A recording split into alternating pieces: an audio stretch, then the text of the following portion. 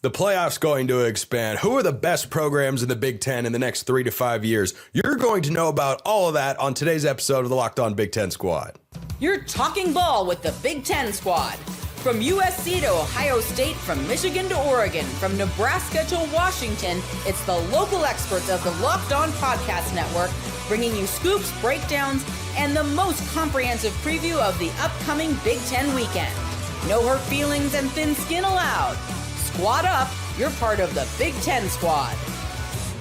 Welcome, everybody, to another episode of the Locked On Big Ten Squad. I'm Spencer McLaughlin hosting today. Zach Sako of Locked On Nittany Lions is here. I, of course, am neutral arbiter of all things college football. Just ignore that memorabilia you see behind me. Jacob Goins, Locked On Hoosiers, Roman Tomashoff, Locked On Huskies, Ryan Herrings of Locked On Badgers. That is your Big Ten Squad for the day. We're starting, Jacob, you can have this conversation last, but, you know, that's okay. We're starting with who's the best program in the Big Ten. Who are going to be the best programs in the Big Ten? Why don't we keep it at an even 6? There are 18 teams in this Big Ten conference because everything makes sense. So, Zach Sako, Locked On Nittany Lions, I say to you, top 6 programs in the Big Ten for the next, let's call it 3 to 5 years, 4 on average. You're going where? It's pretty much brand power because there's the transfer portal, there's all these other factors that are going to, it's not just as simple as, oh, in 3 to 5 years, I know how this is going to be. So Ohio State's going to be at the top. Oregon's going to be at the top. Penn State's going to be at the top. I think USC eventually comes back around. I think with Lincoln Riley too. I don't think they're going to make a coaching change. And then that's where, does Michigan get hit with sanctions, right? Is Michigan going to be a powerhouse or be in this top 6? And then it's kind of a cluster of anybody can emerge. Iowa, Illinois is doing well, but are they going to keep that standard over the next 2-3 years? Is Brett Bielema going to be there for a long time? Indiana's in that group too. So I'd kind of put them into tiers and say that the first 4 are going to be Ohio State, Oregon, Penn State, USC, Michigan, or so include 5. Is that not low for Michigan that won a national championship 2 years ago, recruits at a high level, it's got a really good head coach? I get the NCAA angle. Really good head coach? I don't know that they're going to come. Head coach, though, right? We don't really know that yet. Sharon Moore. How in the they just beat Ohio State and Alabama in consecutive games with a guy who wouldn't be a backup on any of our programs going into next year, except for yours, Ryan. But like that's beside the point. So, I'm saying like it's a very short sample size to say he is a very good head coach. He took over a program that won a national title. Like he should be expected to win some games with a team that literally just won a national title and has 3 NFL first-round picks on the defense. I'm just saying. Let's hold up. Let's see if he's a good head coach. And I think it's funny too because Sako got to the number 6 spot because I agree with almost everything he said up to that point. But that 6th spot could be a rotation of 6 or 7 teams from the Big Ten. Like he was saying, I mean, Indiana. You mentioned Illinois. I think Wisconsin. Then there, Washington, Michigan State. Yeah, Michigan State too. Can I tell you which teams are not going to be in that group? Purdue, Maryland, Northwestern, UCLA, Rutgers. UCLA is crazy to think about too. The fact that nobody's giving them any chance to be relevant in the next half decade. Well, I mean, what have they done to show that they're capable of being relevant? The head coach that nobody wanted just won a national championship as an offensive coordinator.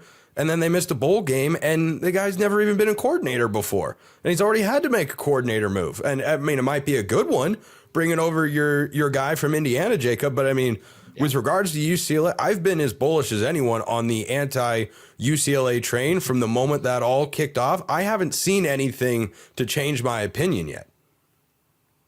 I agree. I mean, it's just the brand. You would think that with the brand, with the money, you would think coming in and the LA factor, it's warm out there. I mean, they're the number 2 school in their own city.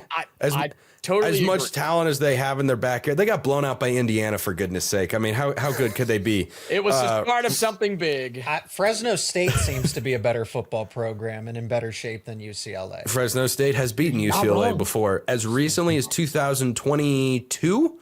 I believe. I think 2022, Fresno State last got him. They've had a habit of doing that. But Roman, what about the Huskies? Are they in contention to be in that 6th team? Do you feel like they can stabilize as a tier 1 program in the next several years? Oh, absolutely. And I feel one of the biggest reasons that they might have been left off this list is a completely fair one, where I feel like a lot of people forget that this program is in the national championship 2 years ago. Like, it's not that far removed. I'm talking about Bud Elliott. That. Yes, for no reason in particular, I forgot that happened.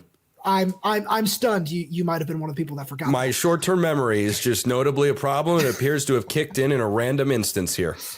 But shocker, really. But I think one of the most important things is what Washington already has, and that's an elite quarterback. Somebody who, and that's Jed Fish's words. I'm not using my own there, but somebody who really can elevate the program in Damon Williams. If you're able to build up the trenches around him, which is a big task, but something that Washington has proven that they want to go do in the portal. They go get one of the best tackles in Carver Willis, who I'm a big fan of. They add 3 pieces that can really make an impact along the defensive line. That's something where Washington has proven that it can run with the best of the best. Again, people forget this. Washington was in 3 straight New Year's Six Bowls not that long ago. And then after a horrendous 2021 season, all of a sudden 25-3 in the next 2 years. This is a program that, has had its lows, but also can run with the best of the best when it's at its best. And the talent is coming back. Last year, again, you lose 20 of 22 starters. There's going to be some growing pains and some changes. And I really like what year 2 could be under Jed Fish. And with Damon Williams, the program is going nowhere but up. Ryan Herrings, Locked On Badgers. When I hear trenches, I think Wisconsin in the Big Ten. Other programs, obviously, as well. Michigan, Ohio State, perhaps come to mind in that discussion. But is Wisconsin ever going to take a leap? Can they get up? Because I've seen them flash up there. They kind of poke their head out like, a gopher. They kind of poke their head out of the hole. They're like, oh, we're here. Maybe not, I don't know if Badgers poke their heads out per se. That's why I went with the gopher. But and we don't need to go with the gopher when you're talking to the badger. That is, it's the wrong animal to use as an example.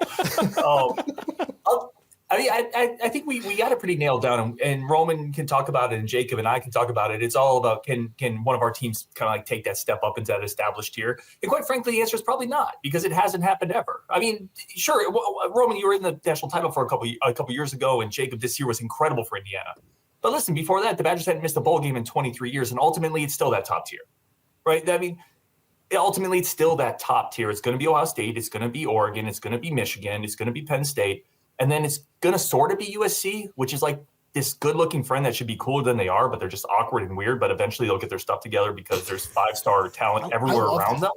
I love it. That's amazing. That's the tier, right? And until one of these other schools, myself included, the Badgers included, can consistently get up there and win those big games, it's that 6th spot, like squabbling for the leftovers at the table. And it's always going to kind of be that to some degree.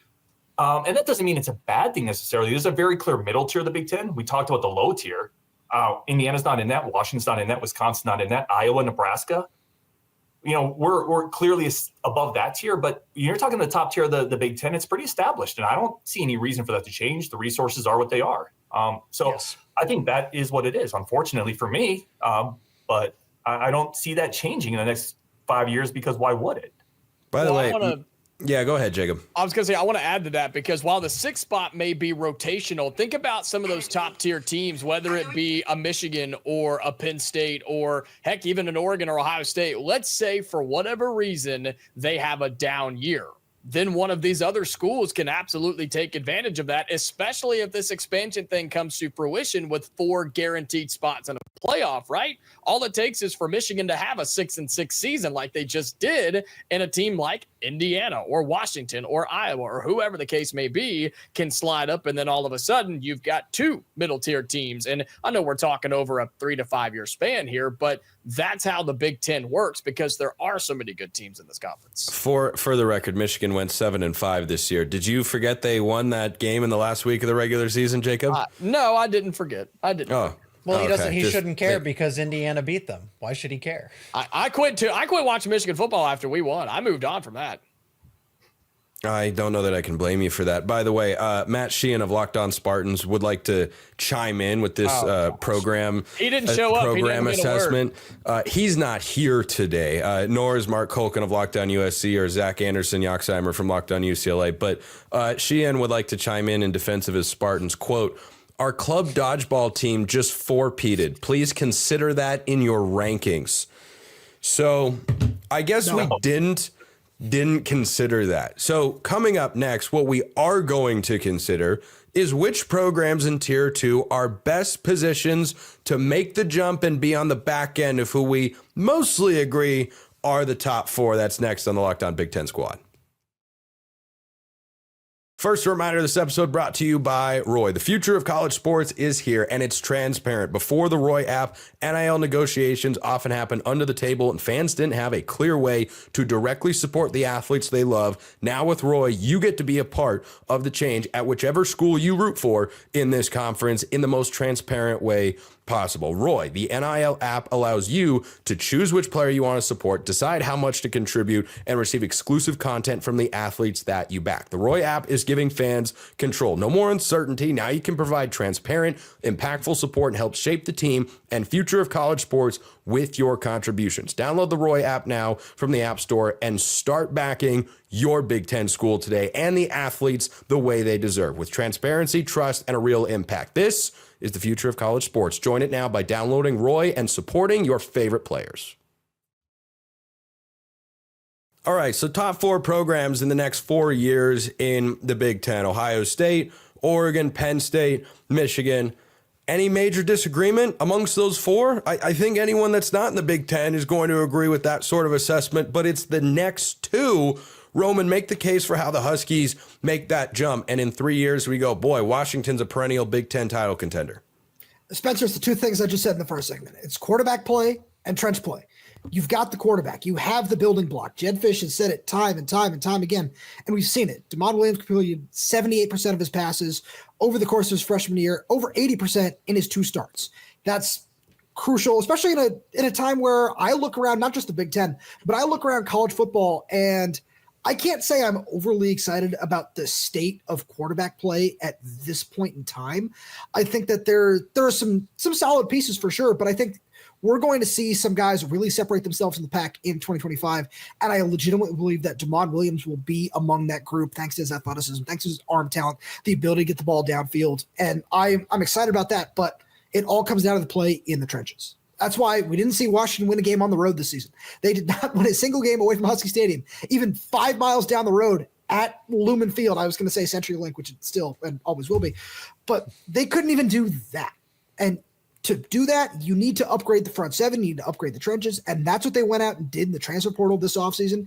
And if you're able to prove that on the field with Ryan Walters now as your defensive coordinator, you're going to be able to take that leap, which with what I think is going to be a slightly easier schedule, where you have to go play all 3 of you gentlemen here in the top row who made the college football playoff last year, must be nice, on the road. Yeah, Goins, is one great year for Indiana enough for us to look at them and say, oh, they're one of the 4 to 5 best, or one of the 5 or 6 best in the Big Ten next few years? I think so. And of course I'm biased, but I think there's a lot of factors other than the fact that, yes, we made the college football playoff. It's the fact that you extend Curt Cignetti, who had one good year, but he's had good years everywhere that he's been for his entire career. And you extended him. He's staying here. He's expressed how he doesn't want to go anywhere. And you've been able to extend and keep around almost everybody on your staff. You mentioned Tino Sunseri, who went out to UCLA, who I think is going to be a head coach at some point in his career, but you get to keep your DC, who just had one of the best defenses in all of college football. And that's already started to flood into, or I guess overflow into, keeping talent on the roster and bringing talent onto this roster. I mean, we're talking about an Indiana program in recruiting that's starting to go into the likes of Pennsylvania and Wisconsin and Illinois and go and be legitimate threats on the recruiting trail. Plus, you've got the money, you've got NIL. They're actually putting money into renovations. Indiana has everything we can have to be a threat. Now you just got to back it up and get wins on the field, because we're not sneaking up on anybody anymore. People will take Indiana seriously, but yeah, I think we have everything we need to be legitimate contenders in the Big Ten.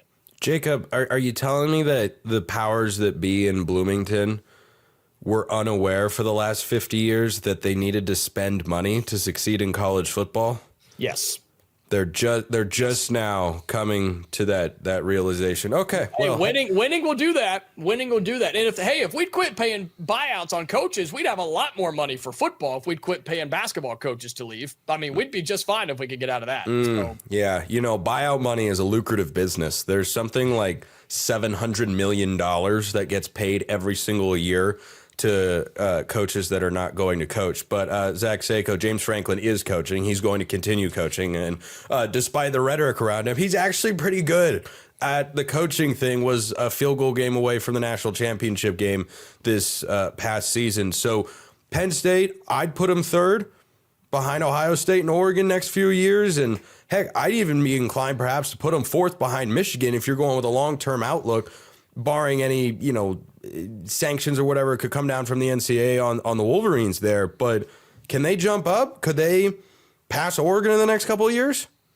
I mean, they are investing hundreds of millions of dollars into a stadium renovation. That's what we call chump change in Eugene, pal.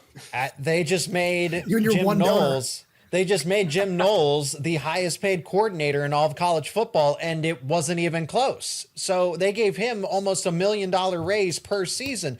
So Penn State's here to stay. Penn State is being financially competitive. NIL's in a much better space. I think they finished 7th in terms of there was a top 10 breakdown of the schools that were financially the most lucrative. And that's everything in terms of total revenue value. And Penn State finished 7th. Now, guess who finished number 1? Ohio State. I think Michigan finished 4th. Jacob, that actually would be a shocker to those in Seattle, Washington. So Penn State is going all in on trying to be competitive in this landscape of college football. They got Drew Aller to return for another season, Nicholas Singleton, Katron Allen, Denai Dennis Sutton, all of these players that could have gone off to the NFL.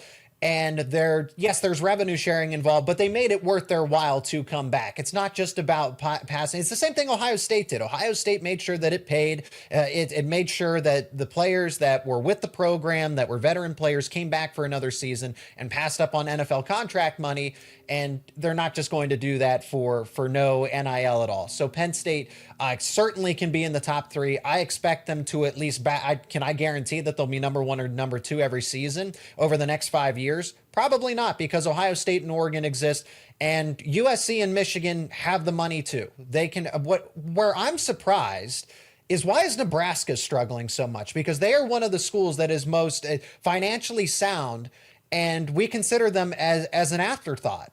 Why is Nebraska not in this? Well, first of all, Sako, you should know if you don't already. Nebraska just made a bowl game for the first time since 2016. I don't know if they had a parade in Lincoln, but they should have been close to doing so after finally getting that monkey off their back, so to speak, whatever that expression means. But I look at Nebraska and they feel kind of old school to me. They feel like they're doing it on a timeline back in 2015 rather than 2025. And I think that's okay. You come in, have a good first year, just short of a bowl game. Take a step forward. I think they'll take another one with a young quarterback. And I think by 2026, going into that season, I think Nebraska could be a top tier team in the Big Ten. Herrings, am I nuts? No, and I was going to hit on Nebraska actually before we talked about the glorious return of Wisconsin football. That's one of the best NIL setups in the Big Ten. That's what frankly. I mean, yeah. The state of Nebraska has nothing else to really do, and they are all in on that program. So they just landed a 5-star quarterback last year. They have Omaha. They've got Omaha, man. And stakes are incredible, as we all know on this network. That team should be better. They really should. And it's possible that they're riding that upswing now. Now, Nebraska's schedule last year was poor. Much like a fellow up here on this channel as well, Jacob, I will say that wasn't the strongest schedule either, right? So we got to be careful. Schedules play a big part in this. But yeah, Nebraska should definitely be better. In terms of Wisconsin, I think you just have to look at past success. If you look since 2000, Wisconsin, I think, is second in the Big Ten in wins, right? It's behind essentially Ohio State. I think they are ahead of Michigan, and they are ahead of Penn State. So listen, quality wins matters, right? Big wins matter. But if we're talking about a kind of return to normalcy, I think they're going back to running the ball. And that's been a formula that's been very successful for Wisconsin. So I do think that they can get back into that really good, not quite great range pretty consistently, because that's what they've been for 25 years.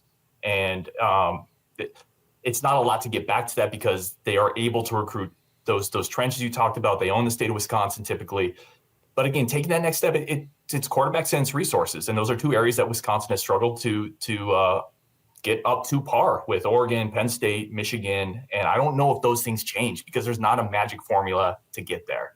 So I think that's what it is. I just don't think any of these others, I said it in the first segment, I don't think any of these other schools make that jump. And it just kind of is what it is. It is the haves and the have-nots of college sports. And it's been like that for people talk about NIL changing it.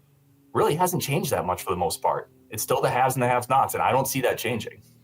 Nebraska, Michigan State, both programs that I look at and go, if you told me in 2 years they're a top team in the Big Ten, top 2 or 3, I wouldn't be completely and totally shocked. Smith is really good. He wanted a place previously at Oregon State back in the old Pac-12, RIP, that is much tougher to win in historically than what you have in East Lansing. But much like what I was just talking about with Nebraska, that might take a little bit of time. I don't think that's going to be, an instant, rapid turnaround and such. Where's Sheehan when you need him? I don't know. He's probably taking care of his kids or something. Dodgeball practice. He's at the celebration.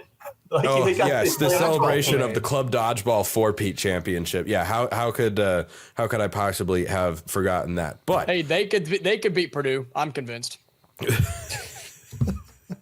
Yeah, that's Purdue catching. I tell you what, Jacob, when Barry Odom pulls the upset of the year over Indiana this season, just know I'm having you on my show every day for a week. No, you're not. I will get Zach to force you to come on my show every day for a week so we can talk about your mental and emotional state that day. It will be Jacob's therapy session for Indiana losing to Purdue, who everyone's just writing off. He's going to duck this show for another 3 months after that, too. Yeah. Yeah, I like where Roman's head is at. Let's move on to the next segment. Come on. All right. Fine. We won't torment Jacob. I'm just kidding. I'm never going to stop tormenting Jacob. But the college football playoff torments me by continually expanding, and it bothers me to no end. But hey, that's just the world that we've got. But it's great news for the Big Ten. We'll tell you why.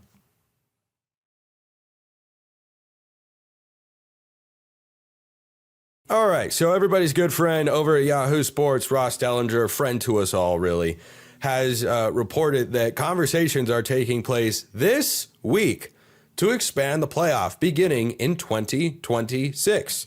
And that would hypothetically include a 4-4-2-2-1-1 format, which is not the crappiest basketball press you have ever heard of. It is, in fact, 4 auto bids for the Big Ten. That makes me sick to my stomach, folks. It really does. 4 for the SEC. That's even worse somehow. 2 for the Big 12. 2 for the ACC. 1 for the Group of 5, and 1 essentially for Notre Dame. Just on their own. Sako, I want to start with you. 14-team playoff. You think that's going to be enough for these expansionist folks? Why stop? Get to 16. Eventually, you'll get to 24. Yep. FCS does it. Eventually, you're also going to have a Group of 5 playoff or whatever have you. Look, this sells. It's all about the market. It's about, hey, bowl games, what everyone complains, or not everybody, but there are a select group of people that say bowl games are unnecessary, they're worthless, they're meaningless. Then why are they drawing millions of eyeballs when it is 6-6? I guess I shouldn't say Kent State because they normally don't do that, but a 6-6 MAC team or a 9-3 MAC team against a 6-6 SEC team, and somehow you get 1.5 million viewers on that in the middle of the afternoon on December 21st. So I am all sign me up, man. I'm there for it. It's exactly. So it's more college football. It's better. It's better college football late in the season. I do think there is an exhaustion point because the national championship didn't do that well, and those were the 2 biggest fan bases. And Ohio State and Notre Dame were the 2 largest fan bases in college football, and they made the national championship. So I'm okay with it. I don't like the format, though. I don't like that it's because it's really the college football playoff committee saying, screw you to the Big 12 and everybody else that's not in the SEC and the Big 10. And that's eventually what it's going to be. The NCAA is going to break apart. They're going to fall apart. And it's going to be this commission of the Big 10 and the SEC. And they're going to do their own thing. And everybody else be darned. Roman, screw you, just like Brandon said to Jacob, apparently. I had no idea what was going on there. Goins just pieced out, and we learned that Ryan's got a Locked On Badgers TV in full in the top corner of his shot there. But now my order of who I go to next is mixed up. I'm gonna keep it the same as before, though. See, everyone's flying around. There we go. That's better. Thank you, Brandon. Our listeners are so confused right now. Brandon's working hard behind the scenes to move screens around. What they don't know won't hurt them. Yeah. So, Goins, 4 auto bids for the Big Ten. Is Indiana going to expect to get one of those every single year?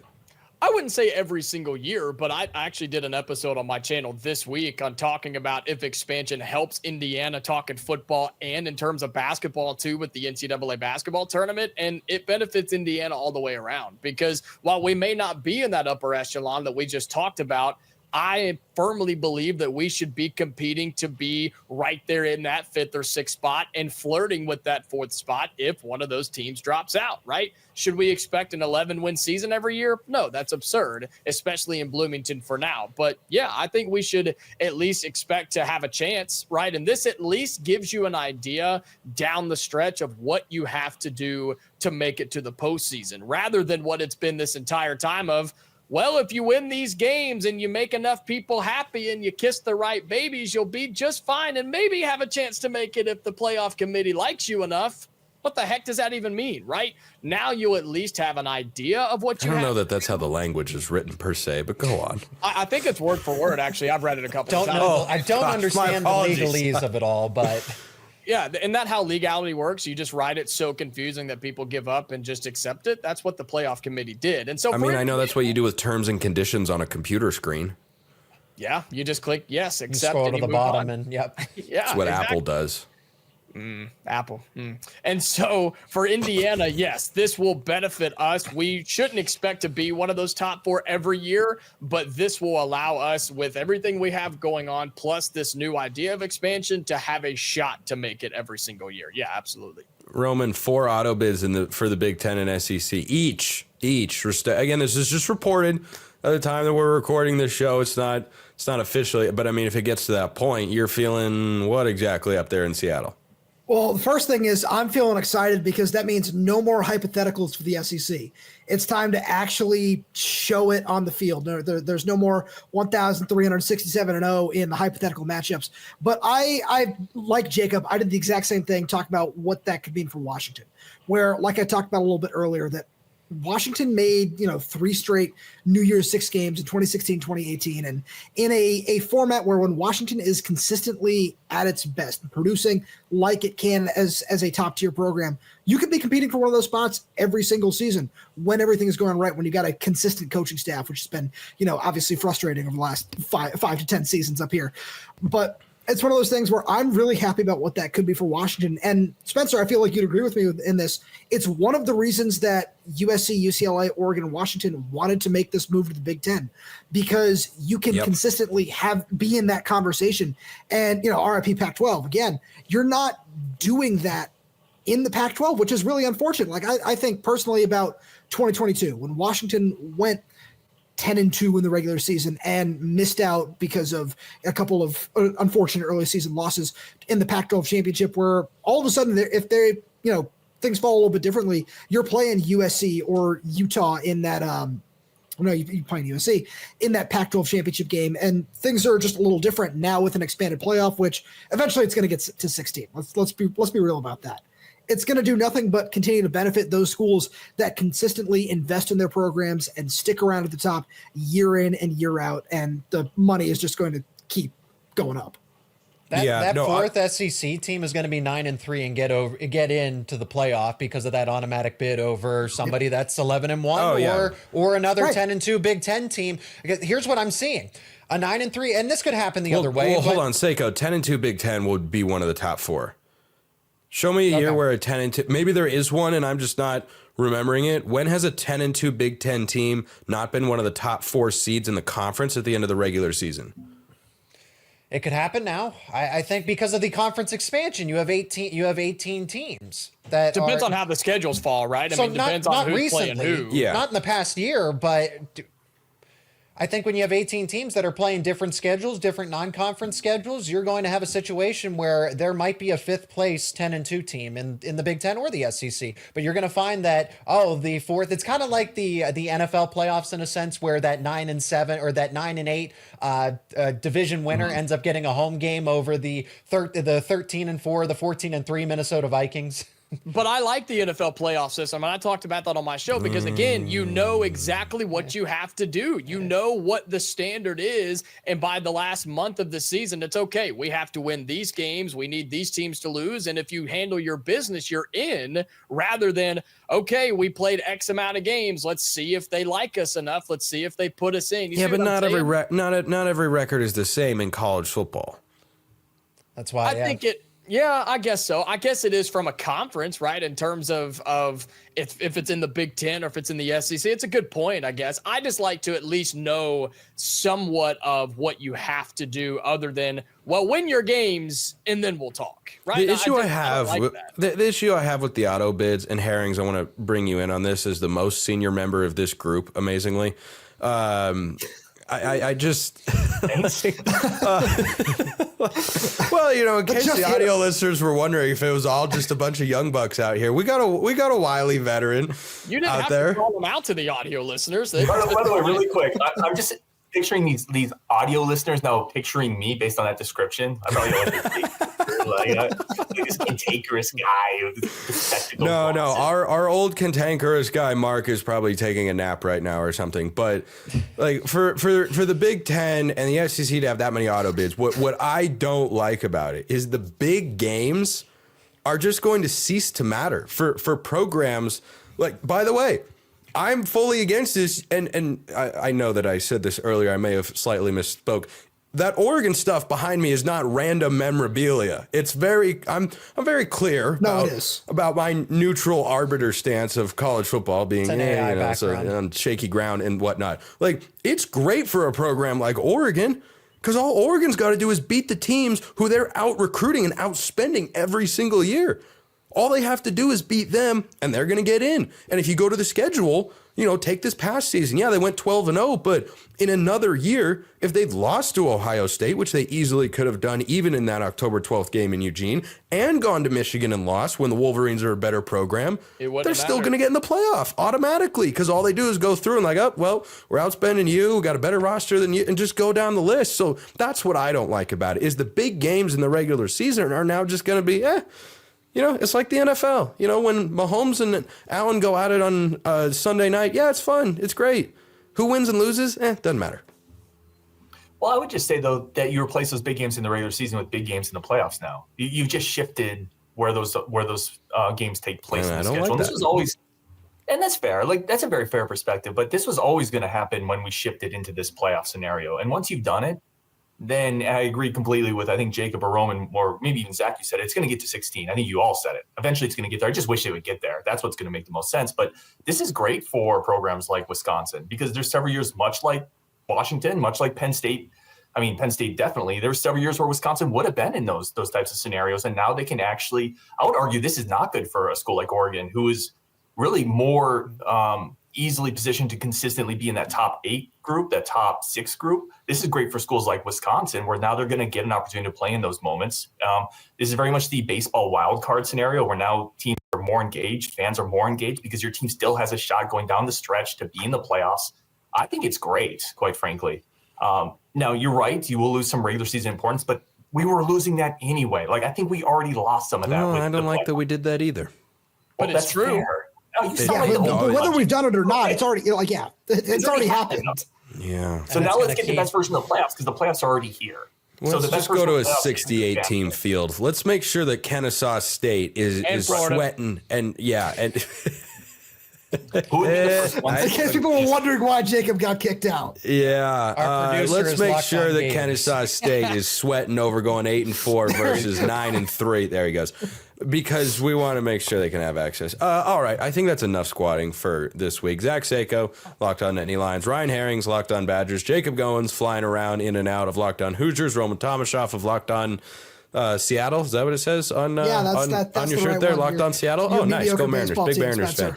Yeah. Those Husky fans out there. I am actually a diehard Mariners fan. Got Ken Griffey Jr. on the wall right there to prove it. And we will be back next week, as always, with the Locked On Big Ten Squad.